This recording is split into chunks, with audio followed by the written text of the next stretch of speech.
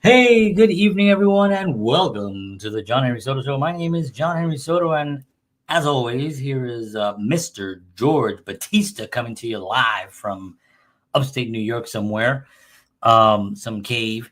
Parts unknown, Parts undisclosed location. I couldn't tell anybody where you live. I know you live in the boondocks of upstate New York somewhere. But, John, there's a reason for that. Yeah, I had a feeling. Yes, we don't want anyone to know where I live because it never happened.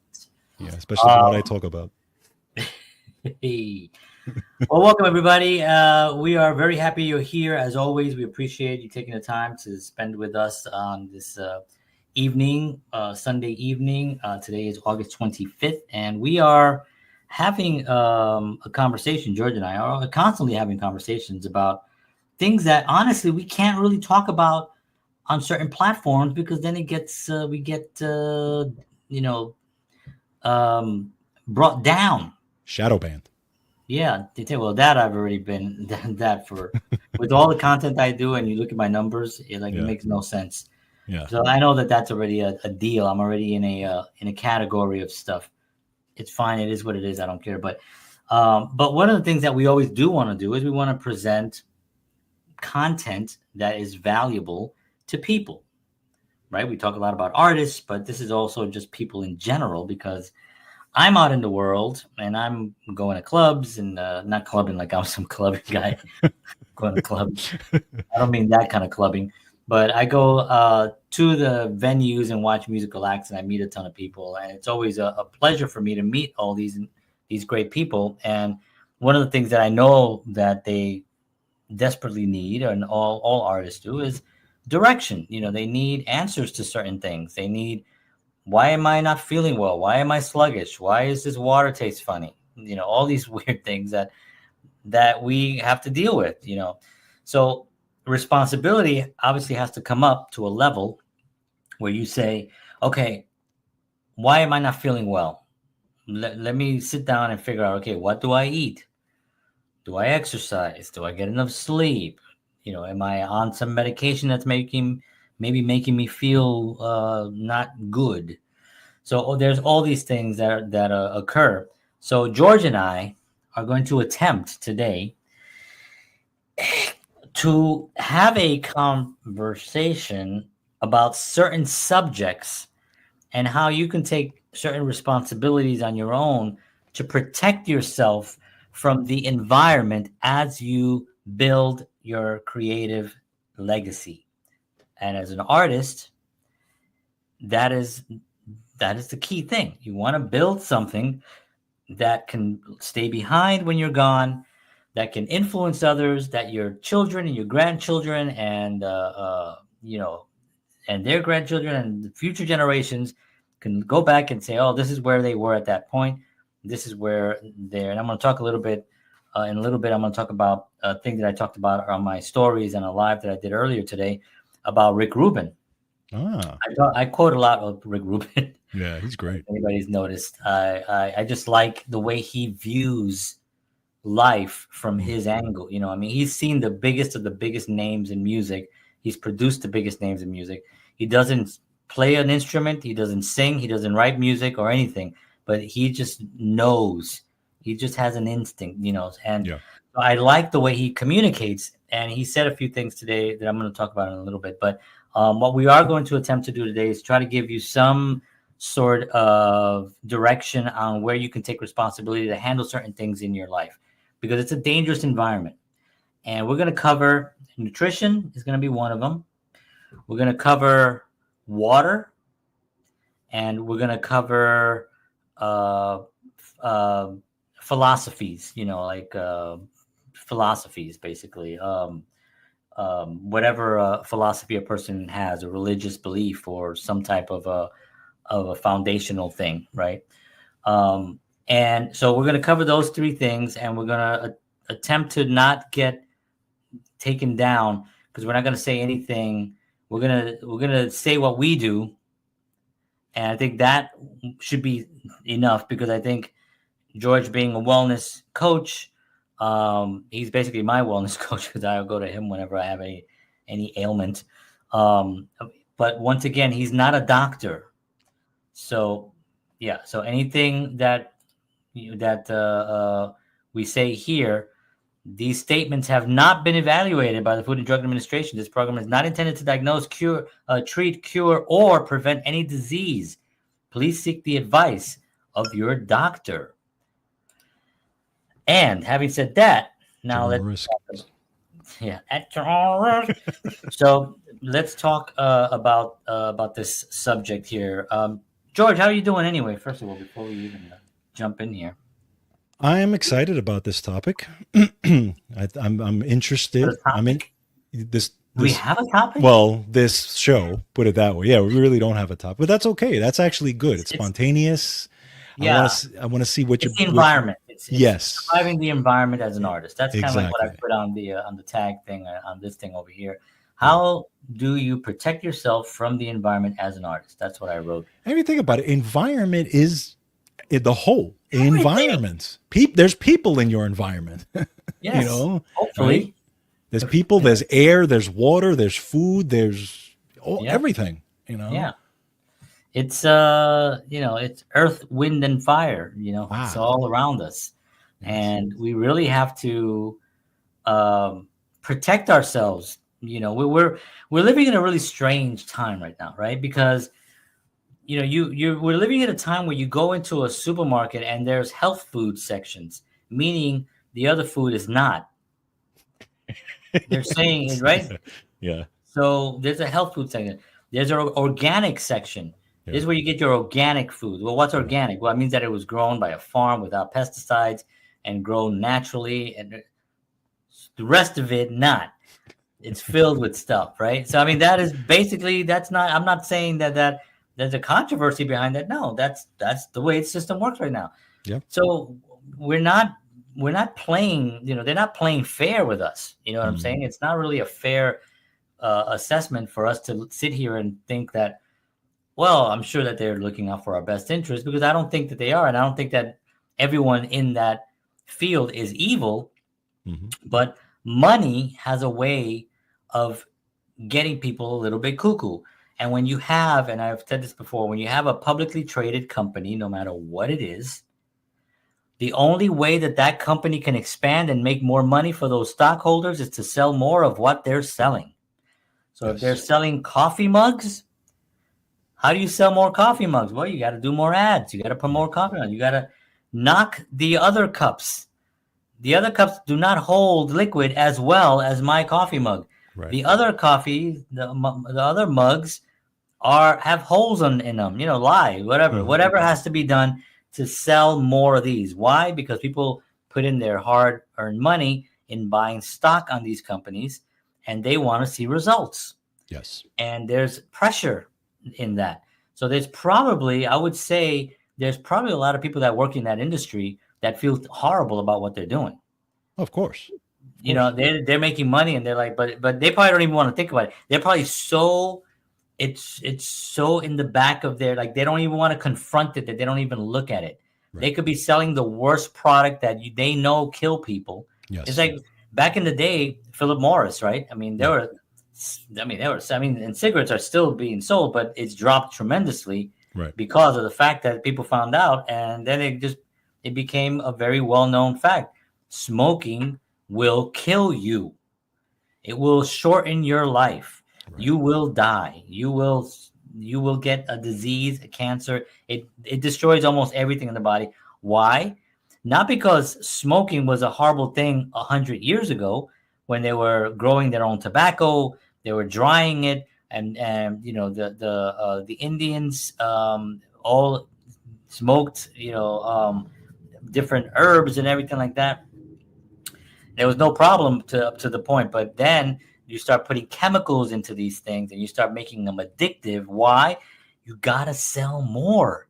You gotta sell more. So why not put something in it? It's the same thing with the foods. There's huge food companies that put in things in their foods. This is not me saying it. They've been caught saying it themselves, and not even caught. Like they just say it. Yeah. Like Yeah. they just say it. They say, how do we get people to eat more of these delicious chips? Well, we got to put something in them that actually makes them crave it more. Right. What makes them crave it more? So this does. Okay, well, scientists with their lab coats, they're in there figuring it out, and they figure out something, and they give it to rats and monkeys, and they test it all out. Yeah, this monkey is going to this thing like every 10 minutes. It cannot stop eating it. It Right. must be really addictive. Good. Put it in the chip. Yeah. Put it in the chip, and this is what ends up happening. So money is behind all of it. Money, power, control, whatever you want to call it. Just really quick though, it's not just those industries now. Okay, the tech industries, the social media industries, right? So social media now is designed. What is it designed to do? To keep kids or keep people on these apps, right? Because the more people they keep on these apps, the more money they make, the more ads they can sell you for all these different things. Okay, again, it's tweaked and designed specifically to hit certain things, just like food, just like all these other things. Sure, and don't get me wrong. I believe in commerce, right? I believe in I do believe in capitalism. I think capitalism is good. I think it creates jobs. I think it creates competition. It creates people wanting to do better. George comes up with a product. I come up with a product. It's the same product. I want my product to be better than George's. That's a good thing. Right. Now you have choice. Right. That's why when you go anywhere and you'll see like 4 shoe stores, you go to the mall, you'll see 4 shoe stores on the same floor. You'll see a Walgreens, and right across the street, you'll see a CVS, literally right next to each other. Why? Competition is a good thing. Yes. So I'm not saying business is bad. I'm saying business practices and how you get the dollar might be questionable and might be unethical and might be immoral, and maybe you go to hell and die. Well, that's later on, but at some point you have to kind of like figure out that somebody, right, if they're doing this, somebody is really, really interested in only one thing: making money. Yeah. Well, I don't think when our forefathers designed the system, I only had one father, but I didn't even have that. Good one. I don't think when they designed the system, and which the system was the greatest system in the world, in my opinion, but I don't think when they designed it, it was designed to deal with monopolies. It was designed to deal with companies that were going to crush all the other competition and be the only one out there. Correct. And because then, like you said, the capitalism system is a great system, but it's how it's used. Correct. This is where it starts to power is still, controlling the media, controlling lobbyists, right? Having all that is also a negative thing on the idea of capitalism. Right. People this is why we have these young people who think capitalism is bad, right? And that it should be stopped. But they're walking around holding their Starbucks. There's nothing more hypocritical today than I've ever seen than some of the younger people protesting things. Like I've never seen they're there with their expensive jeans, they got their shirts on, they got their laptops, their Macs, they got their iPhones, they got their expensive coffees, and they're protesting capitalism. I'm like, idiot. Everything about your existence right now is run by capitalism. You are dressed to a T in capitalism. Right. So don't, if you really want that, and I've had a conversation with people before on this, and I said, if you really, really want to fight capitalism, move to a rural place. Yeah, move to where George is. Come here, baby. George. There's nothing. They got to have it in the woods, baby. They got to pump their own water. They got a cow in the back for milk. They got, but yeah, that's what you got to do. If you want to do that, then do that. You know what I mean? Why you got to be all smart, but you're not. Right. You look silly. Yes. You look silly. I'm sorry, but you look silly. You can't sitting there with a sticker on your computer that says capitalism sucks on your Mac. Are you kidding me? Are you ridiculous? Yeah. You're nuts. Please just come up, wake up a little bit. Anyway, so so the food system. Anyway, what I wanted to say was that the environment as an artist, that's what I want to talk about, right? So as an artist, and you're trying to function in this environment. Now, the environment is not set up to make you succeed as an artist, True. right? It's not, and it never really was, right? It never really was. I don't think even in the 60s where you had all these great artists come up, I think there was always somebody that found the artist and then had a platform and had a place to put them and showcase them, and then people gravitated to them, and then that's what they went for, and that was a great thing. It was a different time period. The best music, in my opinion anyway, the best music that was ever made was probably from 1954 until about maybe there was great music afterwards, but I would say 1980, 81. That time period, everything that was created after that time period was a reflection of that time period. Right. We're looking at the 50s, 60s, 70s, even the 50s, 60s, and 70s. If you look at those 3 decades, I would say that everything that came afterwards was a reflection of the Beatles, of Elvis Presley, of Led Zeppelin, the Rolling Stones, the Eagles, all these bands that came out during that period, and everything else that happened during the 80s. Maybe there was a little bit of a shift during the punk era, but even in the 70s, we had the Ramones, we had the Police, we had these bands, the Sex Pistols, that had that movement, and then it went over to that. And then maybe you could say maybe in the early 90s, you had Nirvana come in, where they kind of like they kind of created an old sound. They brought it back. They kind of brought the punk sound with melody. Yep. With a more melodic feel. With more with a lot of energy, obviously. And that was, but it wasn't like it wasn't like brand new the way rock and roll was brand new. Right. Rock and roll was so new that it was in the news. People, this new thing called rock and roll. I mean, imagine that. People talking, I believe it's called rock and roll, and it's brought here by the devil, and we need to stop it right away. There's a famous clip of that young guy. He's giving like I think he's a minister or something, and he's like, I know that rock and roll is evil because I can feel it when I hear it. I feel Satan. And it is something that needs to be stopped. Rock and roll is from the devil. And the famous, clip, and people were like really terrified. And then Elvis Presley goes on television and he shakes his thing and he gets banned. And everybody's like, he's banned from television and everything, But so there was a lot of controversy going on with rock and roll. Yeah. But there was one thing that during that time period that gave freedom to these artists. They weren't being poisoned. The water was cleaner. The air was cleaner. The food was cleaner. I mean, seriously, if you go to I won't say the name, but the most famous franchise in history to make hamburgers, we all know what that is. If you eat that food 40 years ago, it's completely different. The ingredients were different. The meat was different. Everything was actually clean. The fries were different. You know how many ingredients are in today's fries for that company?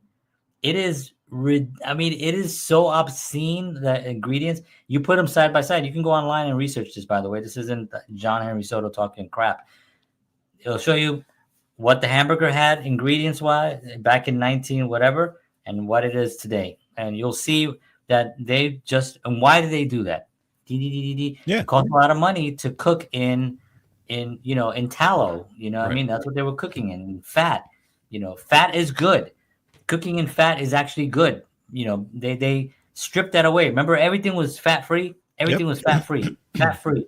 Hey, this butter is fat free. It's literally just grease thickened with chemicals, and you get like, what is it? Country Crock. Remember Country Crock? You remember they switched to margarine, right? It was like, don't do butter. It was, we want margarine. Butter is filled with fat, and the cholesterol will kill you. Yes. But this will only give you cancer. but they didn't say that. And the seed oils that are in our foods and all that stuff. That's they didn't have that back in that period. So a lot of these artists, yes, they had drugs. They had a lot of what the kids call the weed. They had a lot of the marijuanas, right? And they all smoked that. But even that was better quality. True. What they smoked back then. It was not what they have today, where apparently, and I've never smoked a cigarette. I've never smoked anything. I've never done any drugs, so I have no experience in what some people think you do, but many people think I do. I've had actually arguments with people that tell me like, come on, bro, you never tried anything. I'm like, no, I never did. Okay. I found it to be boring. Same here. Drugs to me are boring. Yeah. It's always been that way for me. I've never really got any benefit out of wanting to do it. Like even alcohol, like I never got any benefit from drinking. I thought I liked it, but then you feel sick later. Yeah. And after a while, you're like, so I don't drink. I haven't had a drink in years, and I don't miss it. I don't, it's anyway. But the drugs thing, the drugs were different. The drugs were cleaner. The drugs were better. I mean, if you want to call them better, they still created the same thing, but still at some point, well, they didn't have the chemicals and the ingredients that are in today's drugs, from what I hear. And I have the Drug-Free World booklet. It's always by my side. I have a lot of these actually, but in here it goes all into each of these drugs and what they do and what the ingredients and what they actually do. And there's the first one, marijuana. So the Mary J, it was a better quality. So the artists that were back then had a better chance of creating better art. They had also a better chance of experimenting, because there wasn't a corporate entity telling you that you need to make the song only this length and it needs to be this thing, and then you need to copy what Taylor Swift is doing, or you need to let's find another Taylor Swift, let's find another Morgan Wallen, let's find another whatever the artist of the time is. Right. That wasn't there back then. It was sort of like they were all experimenting and coming up with new things. So you had Motown, you had Stax Records, you had Stax, you had all these different entities creating music that was just free. Yeah. Like you would never imagine if Led Zeppelin came into the studio today and had Stairway to Heaven. It's a 10-minute song. Yeah. The beginning alone is like ding ding ding ding ding. It drags for the first 5 minutes. It's just a dragging song. You know what I mean? But yet it's considered one of the greatest songs of all time. That would never fly today. They would be like, this thing is 10 minutes long. You got to chop it to 3 minutes. Yeah. And that's what would happen today. So I say that because everything got organized, right? Back then it was like different smaller entities, and then the big five came out, the big record companies and all that. And then they took over, and then they ruined it, and then they lost a lot of it because of streaming and all that. But this is the battle that you have today as an artist. Things today are not helping you. Right. You want to eat healthy? Well, you better figure out what that means. Because I was having a conversation with someone, and he told me what he was doing because he has to lose weight. Good friend of mine. He has to lose weight, and he told me what he was doing, and I was kind of like, what? And I said, I'm going to send you a video that I want you to watch, something that I do, and if you're interested, you can talk to this guy. Right. I don't know what side of the screen you're on your side. This side, is that right? No. The other way? Okay, so I go like this. Yeah. You didn't see that? Not sometimes it flips. Oh, no, you're right. You're there. Okay, so yeah, okay. No, you're there. Yeah, but you are there. Right, but are you there? I'm here. But you are there. This is a philosophy episode, ladies and gentlemen. We are getting very deep here. Where are we? Costello. Where are we? Yeah, so I said I can set you up with this guy, right? And you could actually have a conversation with him, and he can get you a program, because what you're doing is, not good, dangerous, as a matter of fact. So we're not. We have to research. We have to find the right way of uh, figuring out our everyday schedule. So the way I look at it is like, and you have to sit down. People don't like to when I do this, but I'm gonna do it anyway. Get a book and get your pen and start writing down. Okay, what do I eat on an average week? What do I eat? List all the foods that you normally eat, whatever it is. You eat pizza, you eat burgers, you eat fry, whatever you have. A lot of bread, a lot of pastas. Write it all down, and then go each one and find out what each one does to your body. Does, and you can look at what pasta does, what rice does, what bread does, all these starches that basically just turn into sugar, and then George can tell you all about that part of it. And then you can look at how much vegetables do you consume, how much meat do you consume, do you eat eggs, do you all the things that we were told that were bad for us in the 80s was a lie, and that's been debunked. I mean, it's been already debunked, so George and I aren't like, ripping the lid off this, or when this has all been debunked already, right? The fact that eggs, remember everybody was into egg whites. Yeah. Because the yellow part is bad. No, the yellow part has some of the most greatest nutrients. Yeah. The egg is like a really, really good product for us. Now, vegans would be like, no, that's not true. It's like there's other things, or they'll be like this. No, there's not. I'm kidding. Making fun of the vegans. I have a lot of vegan friends, and God bless them. If they can keep it going, good for you.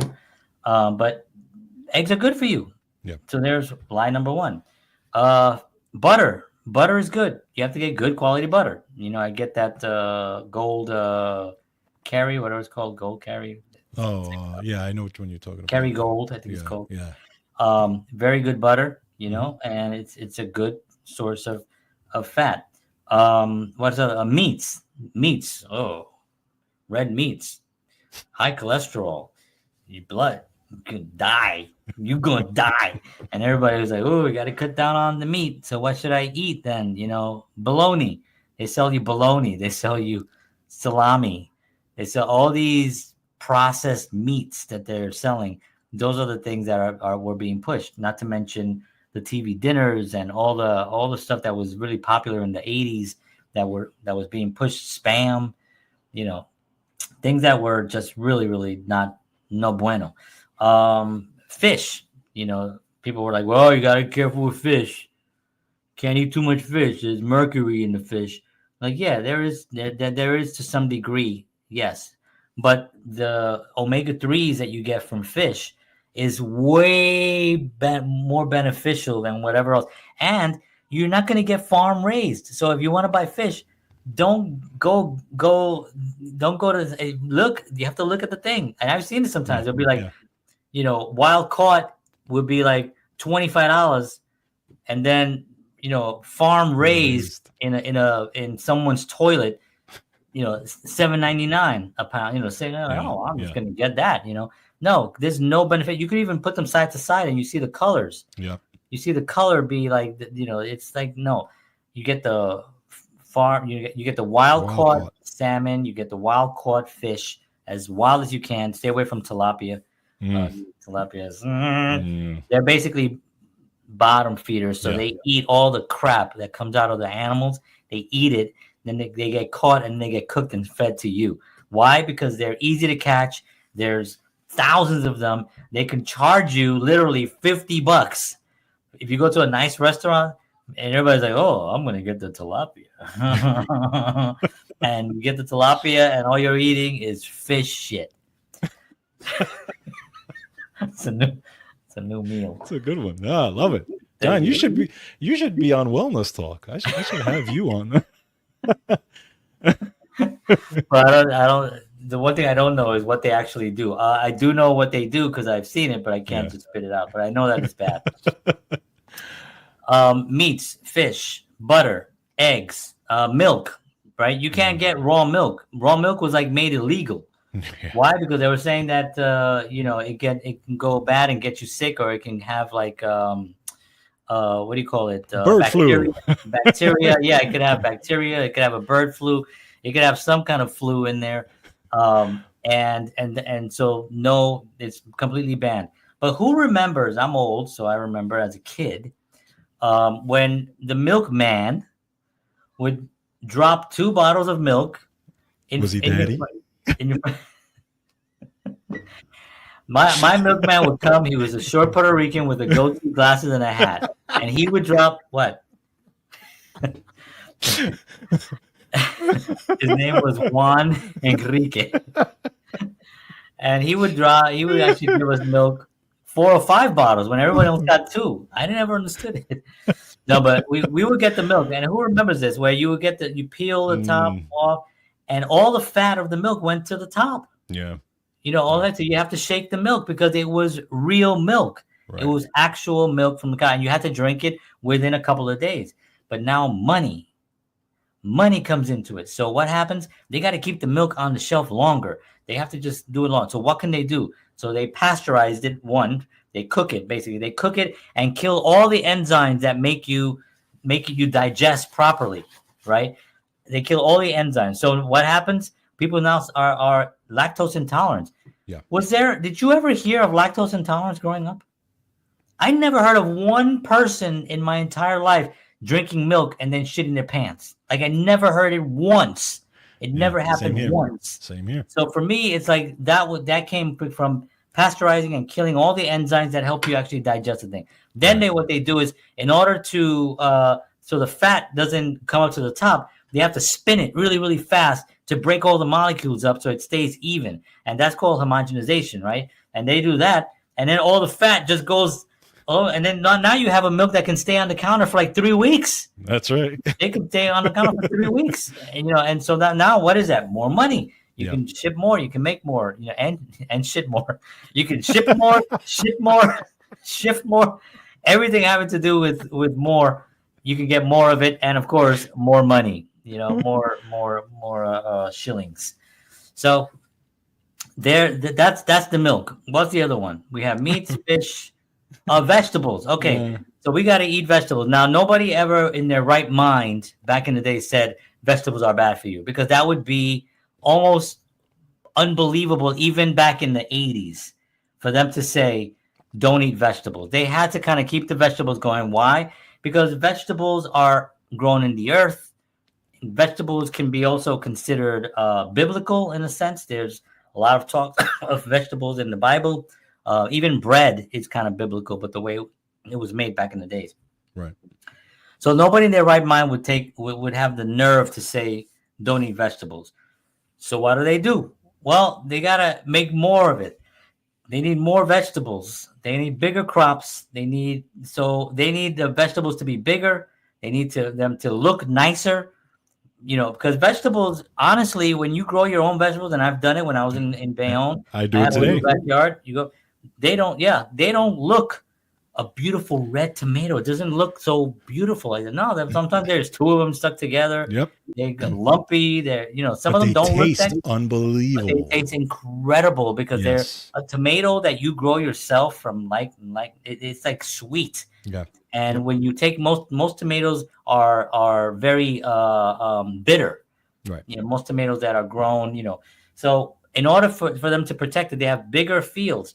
What do you need with bigger fields? Well, you need to protect the vegetables from animals and from bugs and all that stuff. So you got pesticides, and you filled it, and these pesticides are so big that if you go and you take a couple of tomatoes, and you put them in water, and you put a little bit of actually there's the water, the Kangen water. Yeah. Yep. So if you get some of that water and you put it in there and just leave it for a little bit, you'll see the water turn yellow. Yeah. It turns yellow. Then you rinse it out, and now you have a cleaner. I'm not going to say it's clean because it still has it inside. Right. Inside it grew off the actual dirt. So the soil itself has been, perverted to the point where it's not even really that good anymore. So that to me is part of it. And so the vegetables part of it is the pesticides. is another thing that you have to protect yourself. So think about everything that I've named so far that you have to now protect yourself on. Because if you're trying to build a career in the arts, you need to be clear-headed. Yes. You need to have your body well rested. Those things are your responsibility. Getting well rest, sleeping on time. Don't do drugs. Don't drink alcohol late. Those kind of things. That's a personal thing that a person has to. But food wise, if you're adding bad food on top of that type of lifestyle, well, now you're really, really screwed, right? So make sure that you take the responsibility to write down what do you eat, and figure that out. What are you gonna say? Yeah, no, it's 100%. I actually wanted to show you just to piggyback on that. So I was at a mall. Excuse me. I was at a mall a while back, and my daughter was hanging out with her friends, and my wife and I were doing some shopping. And I passed by this big advertisement, like I guess what you call it, and I had to take a picture of it because I said I got to use this. Now it's not as clear because there's a little bit of a glare in it, but you'll see what I mean when I take this picture. Look at this picture. Oh. Okay. So for those of you listening, there's a picture of a girl. It's the same girl. Okay, side by side. One girl is holding a plate of salad with a horrible look on her face, like she's completely worried about this salad. Like, oh my God, what am I eating? Or yeah, she's grossed out. Exactly. The same girl is right next to her holding a plate of gummy worms and candy. And she has this big smile on her face. Okay. This is what's being promoted. Right. This is what's out there. This is what this is what future artists are seeing. Yeah. You know what I'm saying? And this is, so I had to take a picture of that because I was like, that's unbelievable. Blown away. Yeah. I would take a picture of that too. Yeah. It's insane. Wow. So, and John is 100% correct. It's, you have to take a log about what you're eating because that's a part of you being an artist and your creativity. What you're eating is affecting your brain, your food, and your right. I talk about it all my time on my show. The gut and the brain. Yeah. The gut and the brain are so connected. They are connected by the vagus nerve, right? The messages go up and down and up and down. Okay. The food affects both. And if you have a bad gut, you're going to feel it in your brain. You're going to feel it in your creativity. So it's such an important thing. Most people are walking around with terrible guts because they have acid reflux and they're on medications for acid reflux and all this, which is used to be called heartburn, and all this stuff, and they're not digesting their food properly, and that's on top of all the crap that's in the food itself. Okay, so everything that John says is 100% correct. He even said it better than I would say it, but also on top of that. It really affects the brain, and the brain, right? The brain, your creativity, that creative spark that you need for your craft is so important. And I wanted to kind of piggyback just something on that type of what I've been doing lately is my wife and I, there's a nature walk or nature trail not far from us, a couple of miles. My wife and I have been doing this nature trail like religiously. Like we just did it this morning and yesterday. And I take my phone, I put it on silent, I put it in my pocket, and we just go. And it's just trees and it's just forest and it's beautiful and all this. And every time I do that, I feel so clear. Oh yeah. Because I'm looking at the trees and I'm in present time, and I've noticed that after I do it, I've got this rush of endorphins, but I've noticed that my creativity has gotten better. Absolutely. After I do it, I feel like there's more ideas flooding my head when I do that. I'm not doing it while I'm on the phone. I'm not doing it while I'm talking to somebody on the phone. The phone is in my pocket, not even looking at it. And my policy is not to look at it until we're done. Right. Or even if I know nobody's called me, then I don't even look at it at all. Right. But so that's another part of it in your environment. If you can find something like that, maybe you don't have a nature trail, maybe you're in the city or something like that, but just go for a walk. Everybody has a park near them. Yeah. There's always a park somewhere where you can walk. I mean, there's, if you're in Manhattan, obviously you got Central Park right there in the center, and they have beautiful walking trails. I lived by Central Park for years and years, and I would walk across Central Park in New York to go to work. I hung out in Central Park. I worked out in Central Park. I mean, it's a beautiful, beautiful place. There's so many places that you can go to. We have here. I mean, I'm in Tennessee, so we're just surrounded. We're basically living in a park. So we're surrounded with trails and a lake and everything, and you can really get some air into those lungs, some clean air into the lungs, which is also really important. Breathing is another thing that people don't breathe properly. That's right. Like, people don't breathe properly, and really you're supposed to through your nose and out your mouth, and that kind of there's a whole thing on that. I don't know what that. I saw a whole video on it and stuff from a bunch of people on that. But breathing is important. And just to talk a little bit what he was, what George was just saying was that spiritually, right? I mean, we're spiritual beings. I believe we're spiritual beings. So your body is your spirit is living in a body right now, right? It's in a body, right? And so if your body is not operating at optimum performance, you spiritually are going to be suffering as well. This is why, like what you were saying about the foods, this sugar thing, this is why the kids become lethargic and don't want to do anything. And then if you're an artist and you've been consuming nothing but bad food that doesn't give your body, your gut, to the brain, to the gut, on that it goes to Vegas, whatever. Something about Vegas when with that George was talking about, but whatever that, what is it called? The vagus nerve. Yeah, the vagus nerve, the nerve. So if you go there, how are you gonna create? You're gonna feel tired. You're gonna go lay down and you're gonna go watch TV because or just say I'll do it tomorrow or I'll do it some other day, and the days will go by, and I will promise you that a decade will go by in a blink of an eye, and you will look back and be like, wait, what year is it? Yeah. Because I talk to people, and I told somebody the other day, and I think it upset them, but I said to them, if Back to the Future was made today, Marty McFly would go back to 1993. Oh, interesting. Interesting. Yeah. Interesting. I thought about that. Yeah, it would be 1993. That's how far back he went. From 1985, he went to 1955. So that's the difference. So, think about that for a second. Wow. Just think about that. I mean, Nirvana is over 30 years ago. Yeah.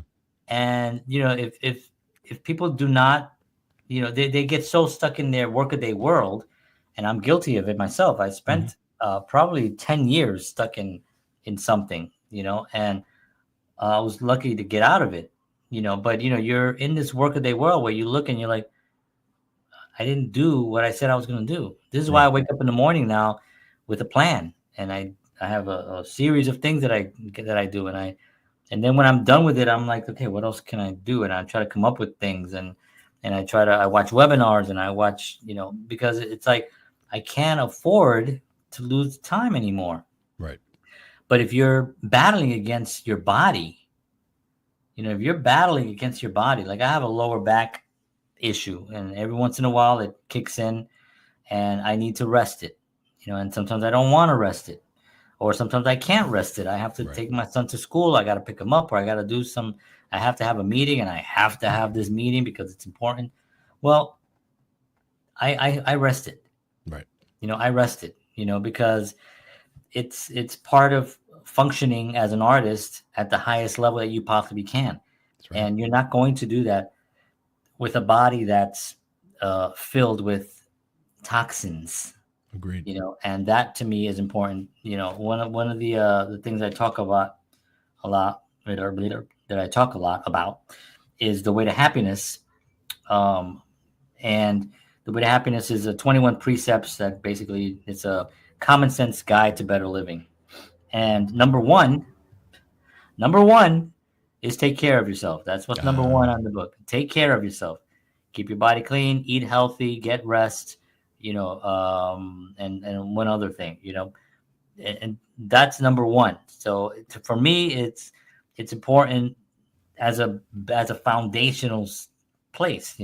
So how do you stay healthy, right? We're saying, how do you protect yourself in a dangerous environment as an artist, right? That's what we said at the beginning of this. Well, certain responsibilities have to come into play here, because unfortunately we're not given the opportunity to pick. Do you want to learn about nutrition? Do you want to learn about how to be healthy? Do you want to learn about this? Or do you want? Nobody does that. They don't do it in school. The doctor doesn't do it. Nobody does it. How do you do it? Unfortunately, you got to find yourself a good doctor that you believe in, and he could be a YouTube doctor. It doesn't matter. Somebody that is working on nutrition, because a doctor practices medicine. Right. So let's take medicine and let's put food as a doctor that practices food. Yeah, let's find one of those. Find a functional medicine doctor. A functional medicine doctor is a guy or a gal who doesn't look at the problem and prescribe something to handle the pain. They want to find out where the pain is coming from. Right. What is the genesis of the actual pain? Yep. That's the key thing that you have to figure out. If my knee hurt, right, and just starts hurting, my knees start hurting, well, there could be some inflammation in there, right? And so he's going to give me a painkiller and then it's going to stop the pain. And I'm going to think like, yeah, the doctor cured me. No, he didn't cure me. He took a chemical that blocks that nerve from feeling what I feel. I'm still feeling it. I just don't feel it because I'm full of drugs, So find out why the knees, it could be inflammation. You may be eating bagels for lunch, breakfast, and dinner. You may be eating a lot of starches that are just inflaming you. Whatever. You may be a heavy drinker, smoker. All those things affect your joints. George can tell you. He has. Go to Wellness Talk. Go to his show. He's got hours and hours. I think he's got like how many hours? You must have. It's 263 episodes. Each one is close to an hour, plus thousands of articles. So it's thousands of pieces of information that you can get there on all this. So there are places that you can go. You can follow George. You can follow somebody online. I follow Dr. Berg online. I follow a few other doctors online. Dr. McCullough, I like him as well. So there's a lot of things that you can do. And this is the value. This is what we're saying. Go out, take responsibility, and say to yourself, okay, how do I want to feel tomorrow and the next day as I go on this journey? Do I want to use the excuse of that I'm getting old? Because I had somebody say that. I heard, my back, like I said before, I'm a very active guy, right? So sometimes my back starts twinging and I feel it. So I go to the chiropractor. I do my stretches. I do stuff. But I was talking to somebody who also has a back situation. And he said, yeah, we're getting old, and that's the common thing to say. Why? Because that's what we're being told. Yeah. We're being told that. And I'm happy to hear or to see that, you watch some, there's a famous meme that goes around of all these actors when they started their sitcoms, like Archie Bunker was 49 years old when he started. Yeah. Red Fox was like 48. These were like old men. Yeah. And then today, and then the Golden Girls, they were all in their 50s. Yep. Matter of fact, Estelle Getty was the youngest. And she was like in her late 40s. Yeah. When she started as the Golden Girls. Yeah. The Golden Girls. Great show, by the way. Yes. Very, very funny show. But that's what people considered was old. And then that moved forward. Now we have, J-Lo, who's 52 or 53. No, she's about my age. So she's older than that. So she's like in her mid 50s. And she looks phenomenal, and she marries everyone, which I'm waiting for my turn. I think 2027. I told Pamela, my wife. But I mean, she looked fantastic. And then if you look at a lot of celebrities, they look, they look great, because I think the mindset people are realizing that you can take responsibility for your health and you can look good. There's a lot of actors that look great too. Tom Cruise, Brad Pitt, all these guys, they look fantastic at their, and they're like pushing 60, or it's in their 60s, and they look great. So this is part of the value that George and I want to do, and also the encouragement, because we need you. I mean, you have no idea how important you are onto this planet as an artist. And I tell this to artists all the time. I tell them, I say, look, the reason I'm doing this, and I'll do stuff for free. What do you need? You need photos done? I'll do them. What do you need? A video done? I'll find somebody. I'll do it. What do you need? An editor? You need somebody to sit down? You need social media? But I'll do it. I'll sit down. Why? Because they are so important to the future of this planet.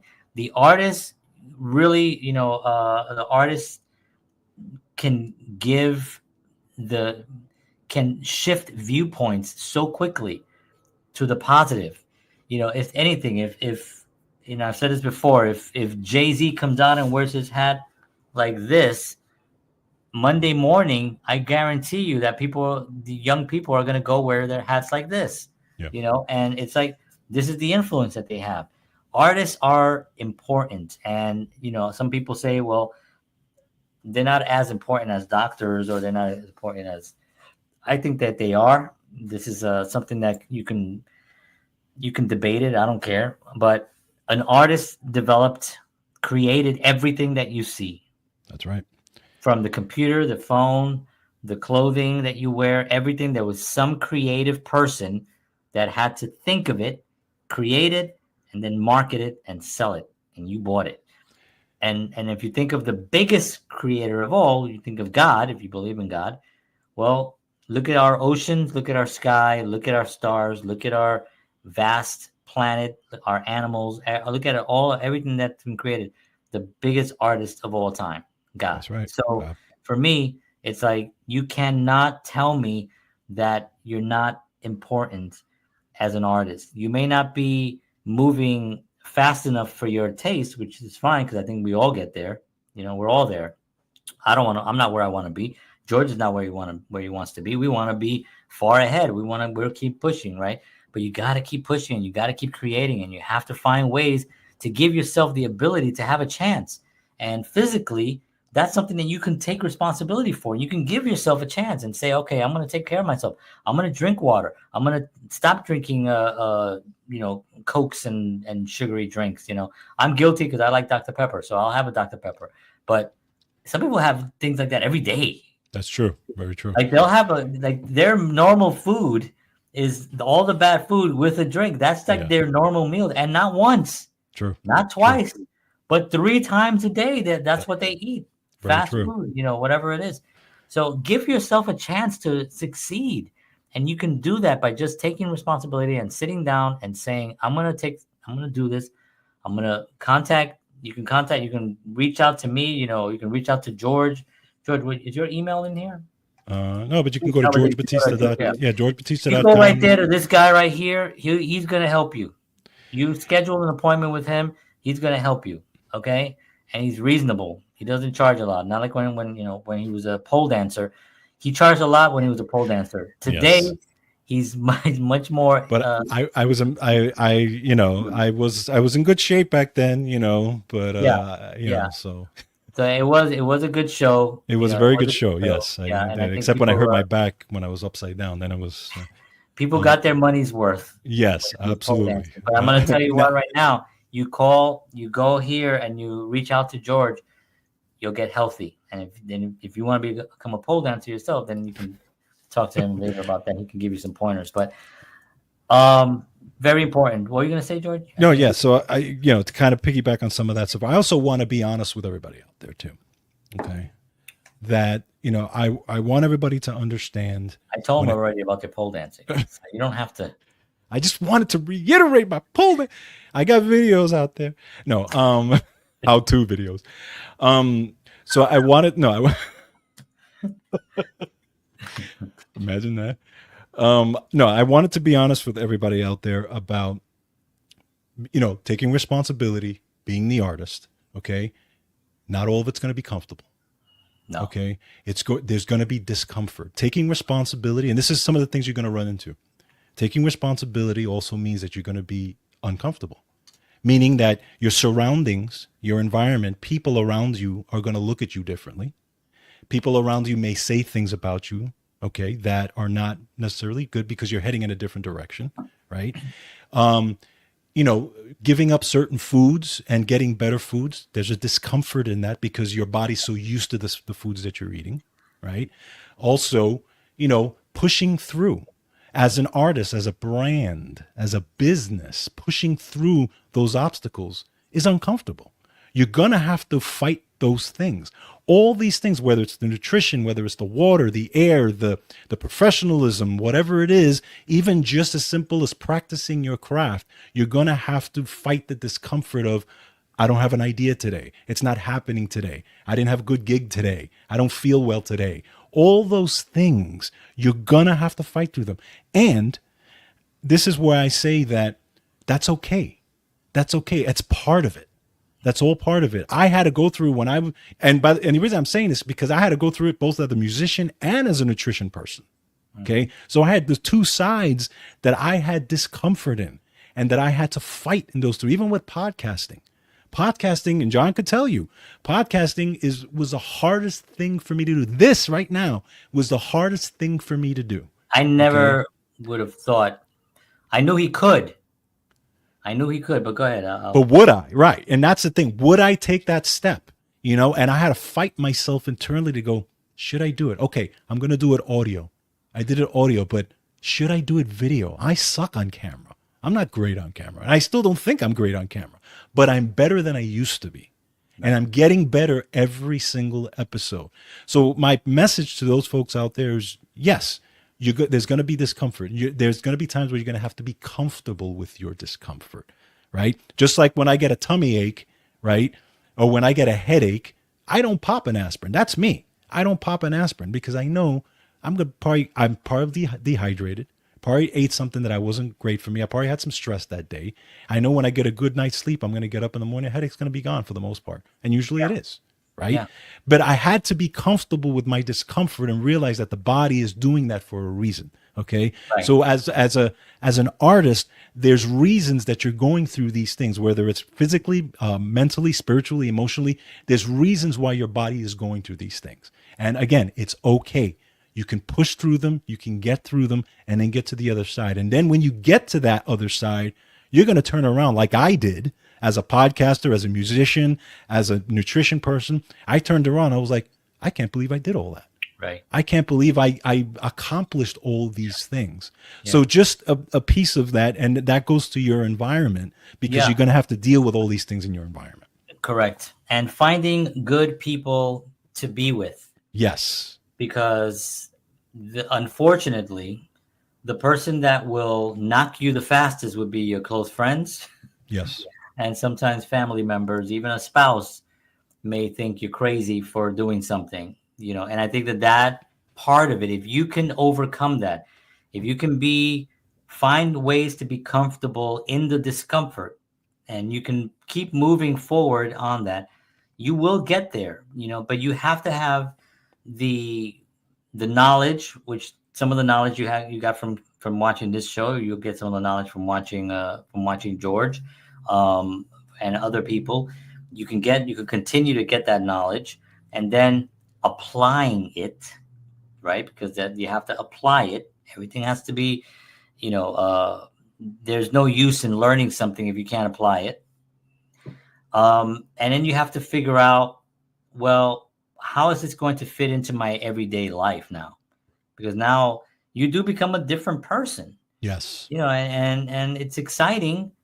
It's exciting because, you know, some of the things that, you know, and George was talking about, you know, his podcast. And I always thought George is, you know, is a good looking guy. He's well-spoken. He's smart. He's got a lot of knowledge.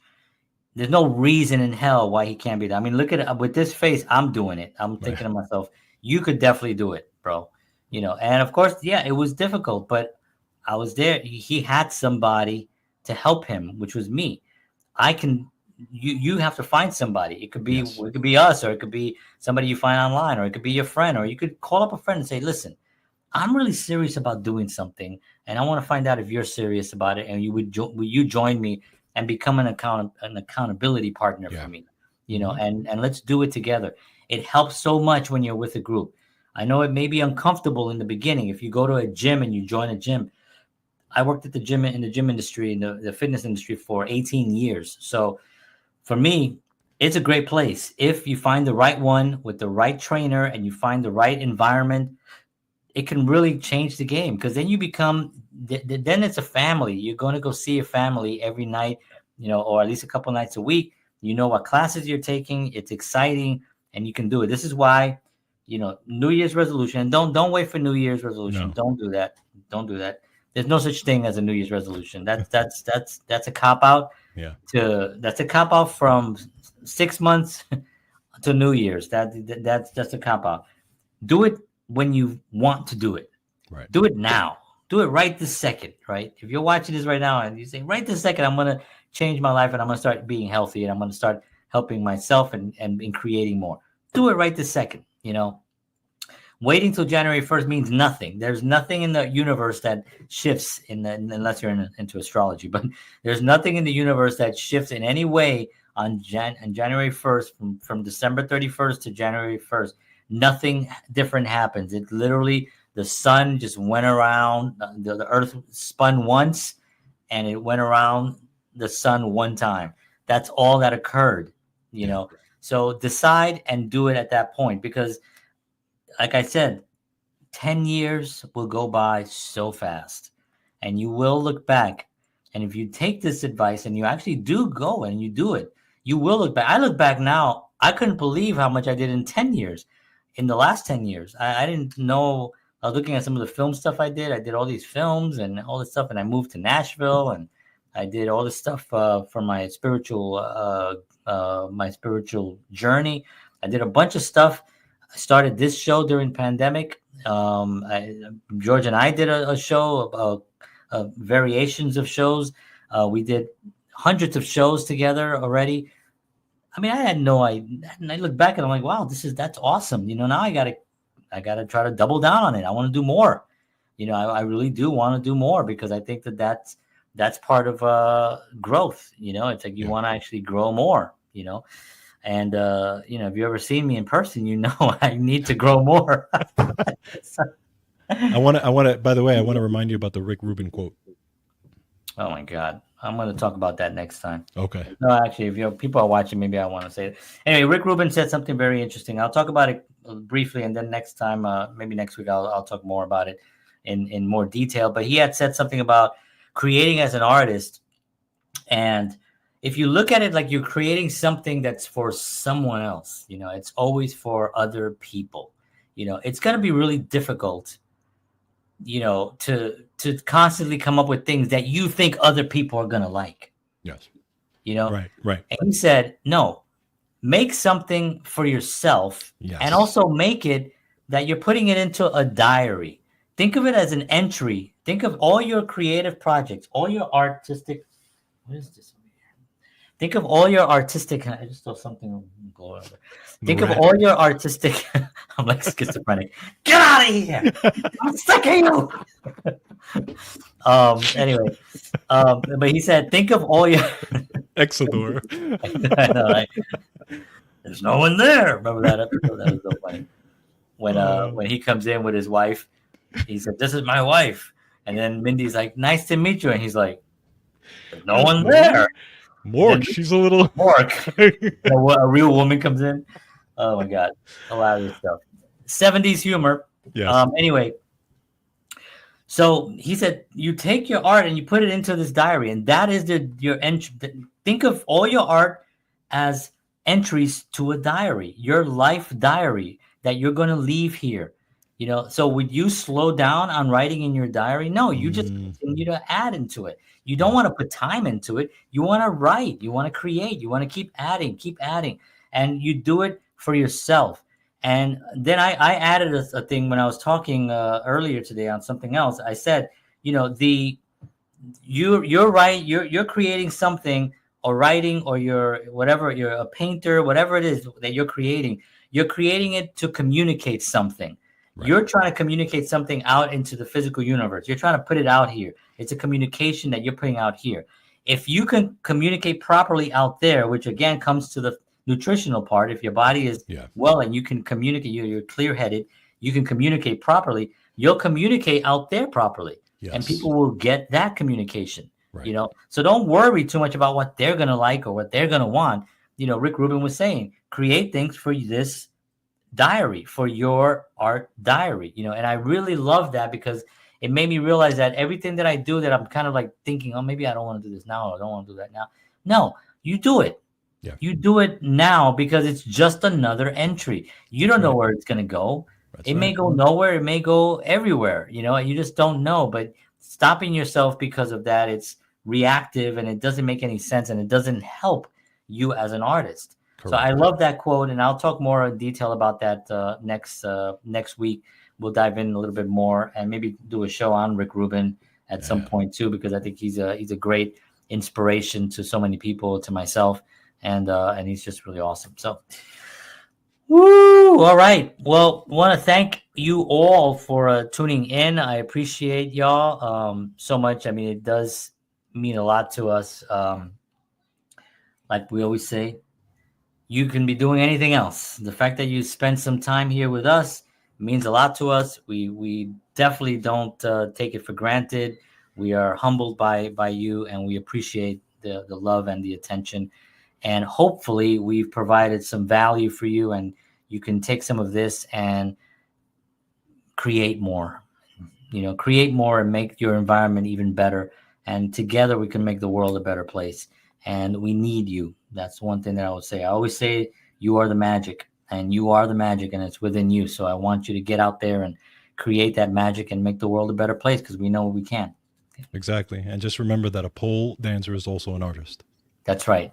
Never judge a pole by its cover. Right. I don't know what that means. But with those words of wisdom, I will leave you. I want to thank you all for tuning in. We'll see you all next week. We love you very much. God bless. Take care. And as always, peace.